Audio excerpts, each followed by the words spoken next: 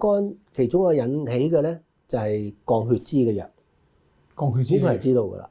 但係嗰個講起健康咁，好多人去 check 膽固醇㗎嘛。其實係啊，咁你實 check 㗎，你個血脂高唔高啊？膽固醇高唔高？三脂甘油高唔高啊？咁啊，哇高喎，咁又驚住咩喎？預防個心臟病啊、血管疾病咧，而家都好常見㗎啦，食嗰啲降膽固醇藥。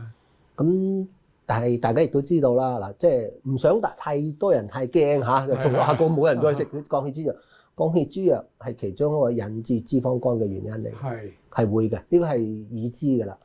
咁個原因其實亦都好容易理解嘅啫。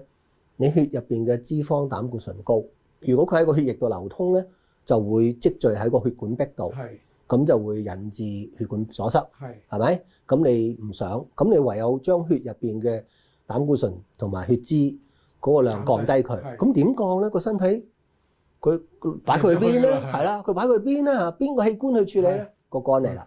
所以話肝個功能好複雜啦。佢就係負責儲存，即係個身體話：喂，血入邊太多脂肪、太多膽固醇啦。個肝就話：我食咗佢啦。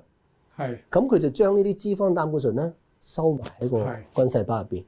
啲藥物其實就係幫助，即係指令個肝嚇，幫助個肝將血入邊嘅脂肪、膽固醇擺入個肝細胞入邊。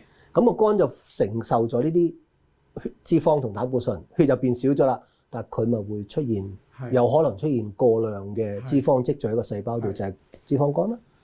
咁呢個係已知嘅，不過而家越嚟越多呢啲降膽固醇藥啦，咁呢啲個副作用咧有可能就少咗好多㗎啦。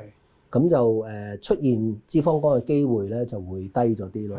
不過呢個都係要一個關注嘅。咁係咪好多人講話你食嘢食得多啊，肥嘢啊？